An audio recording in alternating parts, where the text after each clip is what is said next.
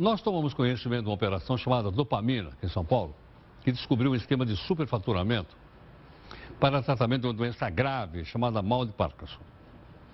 O médico cirurgião do Hospital das Clínicas, aqui da Universidade de São Paulo, junto com o administrador do setor, ele orientava pacientes a entrar na justiça, indicando a urgência da cirurgia para a realização de um implante, de um equipamento contra essa doença chamada mal de Parkinson.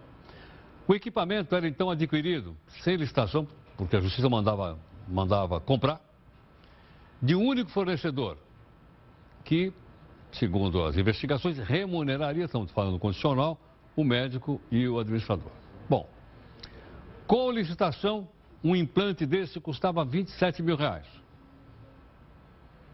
Sem licitação, os meus equipamentos eram vendidos por R$114 mil. Esse esquema, que tungou o dinheiro público, meu e seu, durou de 2009 a 2015, são 6 anos. O prejuízo ao nosso cofre público foi de R$13 milhões.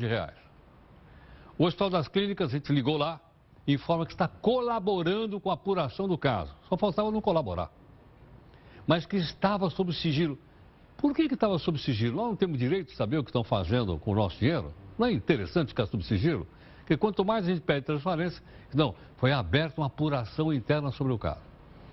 Nesse caso, né, o prejudicado fomos nós, que pagamos imposto, e não o paciente. Bom, vamos conversar aqui para de que maneira a gente pode recorrer à justiça. O Dr. Paulo André Messetti, advogado especialista em saúde, gentilmente aqui conosco. Paulo, boa noite, muito obrigado pela sua gentileza. Bem-vindo, Paulo. Tudo bem? Obrigado. Obrigado. Paulo, em que circunstância uma pessoa pode recorrer na justiça, obrigando o SUS a comprar ou um remédio, ou uma prótese, ou um equipamento como esse caríssimo, para atender uma pessoa que realmente necessita?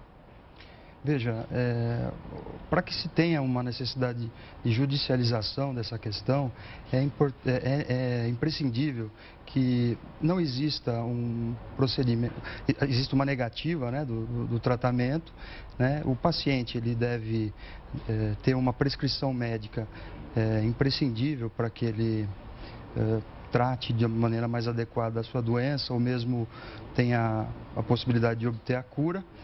E, em sendo questões tratadas no SUS, a necessidade também de que o paciente não tenha condições de custear aquele tratamento. Né? Em determinados casos, a urgência também é cogitada. E a urgência é sobre um critério médico, né, que envolveria aí um risco iminente à vida ou então de causação de dano à saúde do paciente. Bom, mas quando ele solicita isso à justiça, a resposta é rápida ou ela é lenta, como geralmente as demais? A resposta rápida, ela deve acontecer em casos onde a emergência está presente, ou a urgência médica, né? São conceitos aí que, eventualmente, o paciente está numa situação de atendimento emergencial no hospital e precisa de uma cirurgia de alto risco que deve ser realizada, e por conta do alto custo isso pode vir a ser negado. Isso não acontece só no SUS, né? Nós costumamos atuar também com relação aos planos de saúde, e isso acontece bastante. Também em relação ao plano de saúde? Sim, essas negativas elas ocorrem bastante, e se supõe que isso tem a ver com o custo mesmo desse tipo de tratamento. Agora, Paulo, suponha a seguinte situação: o cidadão ele tem plano de saúde, mas ele vai ao SUS, e no SUS não tem o equipamento, não tem remédio, ele entra na justiça. Ele pode ou não? Sim, na verdade o plano de saúde ele é uma escolha do paciente que tem condições para arcar. Mas o fato de ele estar no plano de saúde exclui ele perde seus direitos no SUS ou não? Não exclui. Porque é universal? Sim, o acesso ao SUS é universal para todos os brasileiros e estrangeiros. Está garantido lá na Constituição, né? Residentes, exatamente. Agora, no caso do plano de saúde, a universalidade aí é diferente, né? Seria a universalidade dos beneficiários do plano. E existe um questionamento se o plano de saúde teria a mesma responsabilidade do poder público na hora de custear os tratamentos. Nós defendemos que existe sim um caminho a se entender. Agora, que o direito à saúde é o eu mesmo. já vi, não sei se o secretário de saúde, o ministro de saúde, reclamarem muito disso, dizendo que eles estavam tendo que gastar muito com esses pedidos judicial, pedindo aos juízes que não dessem liminar, né, porque obriga o SUS a ir lá e comprar um medicamento, Sim. ou uma prótese, ou esse equipamento que nós acabamos de falar. Sim, veja bem, é uma questão delicada.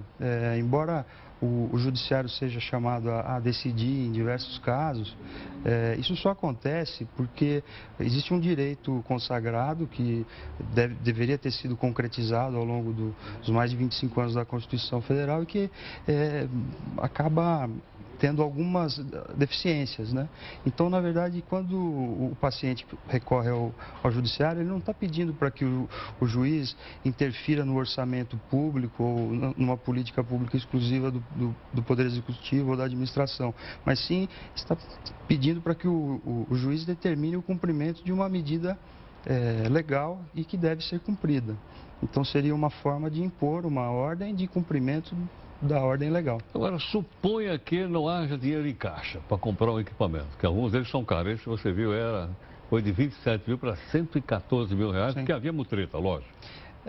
Como é que faz? É difícil mencionar o que aconteceu nesse caso, porque primeiro que nós não tivemos acesso a isso, não temos nenhuma relação profissional com esse caso, também não temos uma vedação ética até de comentar um caso que esteja acontecendo, mas de qualquer forma, em termos abstratos, se ocorre uma situação de superfaturamento ou de compra indevida de material, isso deve sim ser fiscalizado e não deve ser concedido, obviamente. E o dinheiro em caixa, no caso, muitas vezes essas ordens judiciais elas acabam comprometendo, mas de forma indireta, né? Não é essa a meta da ordem. Sim, mas quando o juiz dá uma liminar dizendo compra o medicamento, a quem ele está ordenando para comprar o medicamento? Ele está ordenando... Se for o SUS, quem é? É o presidente da República?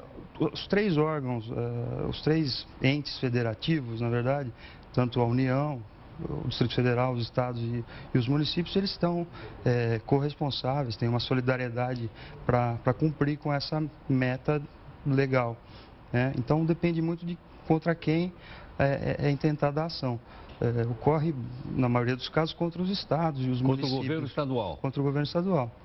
Sei. Quer dizer, Exatamente. então, logicamente, o desembolso para poder pagar o equipamento tem que ser do governo do estado? Sim, ou do município ou da União, no caso em que solidariamente, você diria ou não? Depende de quem entrar, se a ação for intentada contra... Entendi. Geralmente é intentada contra um desses entes. Sei. Esse ente que recebeu a ação, ele é que responde. Se o juiz julgar, ele vai ter que responder, vai ter que ter o dinheiro para pagar. Sim, exatamente. Existe essa possibilidade do paciente, de acordo com as necessidades dele e as possibilidades, até pelo fato de ser um direito submetido ao Código de Defesa do Consumidor, de escolher contra qual ente que ele vai pleitear.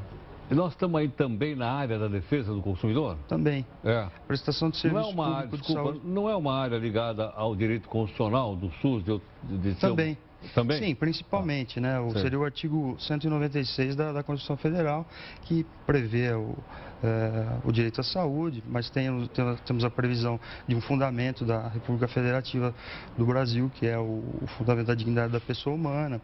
Então, existem fundamentos constitucionais para isso. O Código de Defesa do Consumidor seria na prestação do serviço público de saúde, que o Código de Defesa do Consumidor defende o consumidor com relação a